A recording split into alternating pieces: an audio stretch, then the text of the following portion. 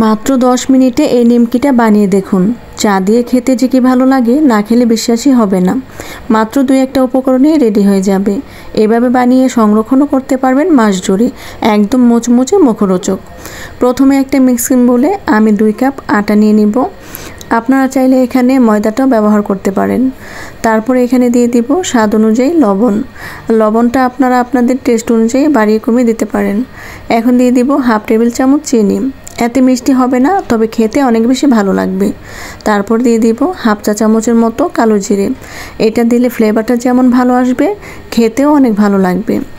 এখন দিয়ে দিব 2 টেবিল চামচ রান্নার তেল। হাফ কাপ দিয়ে দিব নর্মাল পানি। দেওয়ার পরে একটা হ্যান্ড উইক্সের সাহায্যে এটাকে খুব ভালোভাবে নেড়েচেড়ে মিশিয়ে নিতে হবে। তো হ্যান্ড উইক্স দিয়ে নেড়েচেড়ে সমস্ত উপকরণ মাখানোর পর এখন হাত দিয়ে ভালোভাবে মথে নিতে হবে। আর এখানে 2 থেকে 3 মিনিট সময় নিয়ে ভালোভাবে মথে নিতে হবে। আমি এরকম করে মথে নিচ্ছি, আপনার স্ক্রিন দেখেই বুঝতে পারছেন।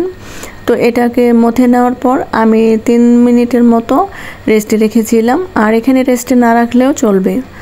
এখন আমি এখান থেকে লিচি কেটে নেব রুটি বানানোর জন্য। আর রুটিটা খুব বেশি পাতলা হবে না, আবার খুব বেশি মোটা হবে না। আপনারা স্ক্রিনে দেখেই বুঝতে পারছেন আমি রুটিটা অনেক পাতলা করে বেলে নিচ্ছি। এখন একটা কুকি কাটারের সাহায্যে আমি সবগুলো কেটে নেব। আপনারা চাইলে গ্লাস বয়ামের কৌটার মুখা দিয়েও কাটতে পারবেন। আপনাদের ইচ্ছা মতো ডিজাইন করে নিতে পারবেন। তো সবগুলো আমার এভাবে কাটা হয়ে গেছে। এখন আমি একটা আটা বানিয়ে নিব। এখানে দিয়ে দিব 2 টেবিল চামচ আটা, অল্প একটু পানি। এটাকে হ্যান্ড উইক্সের সাহায্যে নেড়েচেড়ে একটা ব্যাটার বানিয়ে নিতে হবে। এখন নিমকিগুলো বানিয়ে নিব। প্রথমে নিমকি একটা শেপ দেওয়ার পরে একটু জয়েন দিয়ে দিব, তারপরে আবার একইভাবে দিয়ে দিব। তো এরকম করে আমি 5টা একের পর এক দিয়ে একটা কাঠি দিয়ে একটু চেপে দিব, তাহলে সুন্দর একটা ডিজাইন হয়ে যাবে। আপনারা চাইলে এখানে যে কোনো ডিজাইন করতে পারেন। তো আমি আরও একটা আপনাদেরকে করে দেখাচ্ছি। এটা বানানো একদম সহজ, যে কেউ দেখলেই বানাতে পারবেন। তো সেই আগের মতো প্রসেসে আমি আরও একটা বানিয়ে দেখাচ্ছি। আপনারা স্ক্রিন দেখেই বুঝতে পারছেন আমি এটা কীভাবে বানাচ্ছি। তো সবগুলো নিমকি আমি একইভাবে বানিয়ে নিয়েছি। এখন চুলাতে প্যান বসিয়ে তেলটা পর্যাপ্ত গরম করে নিয়েছি।